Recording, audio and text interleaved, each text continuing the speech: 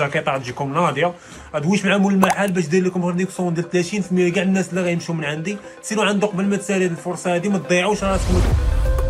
اليوم كنا ولينا معرضين 24 ساعة على 24 بزاف ديال الإعلانات والإشهار على مواقع التواصل الاجتماعي اللي كتشجعنا على الاستهلاك المفرط بلا ما نحسو. كتلقى راسك شريتي شي حاجة انت ما محتاجهاش وما ضربش ليها الحساب غير حيت شفتيها في الإشهار أو حيت شي مؤثر أو لا مؤثرة هضر لك عليها. خاصك تعرف بأن هذيك خدمتهم والإشارات اللي كيديروا راهم كيتخلصوا عليها. وما تنساش بأن الاستهلاك بلا حساب يقدر يخرج لك على الميزانية ديالك ويأثر على الاستقرار المالي ديالك، خصوصا ان دابا عمليه الشراء سهلت وولات غير بكليك. نصيحتي ليك قبل ما تشري اي حاجه سول راسك واش انت فعلا محتاجها او لا غير رغبه عابره. ومن المهم بزاف انك تلتزم بالميزانيه اللي محدد لراسك باش تضمن استقرارك المالي. وباش نحميو راسنا من التاثيرات السلبيه ديال مواقع التواصل الاجتماعي، من المهم بزاف اننا نطوروا من نسبه الوعي والثقافه الماليه ديالنا ونطبقوا داكشي اللي تعلمنا في حياتنا اليوميه. وما تنساش بان في مواقع التواصل الاجتماعي كاينين ايضا مجموعات وحركات اللي كتوعي بمخاطر الاستهلاك المفرط وكتعطينا نصائح في هذا الاطار. خاصنا غير نردوا بالنا ونعرفوا نميزوا ما بين المحتويات المفيده والمحتويات اللي تقدر تغرينا وتاثر علينا سلبا.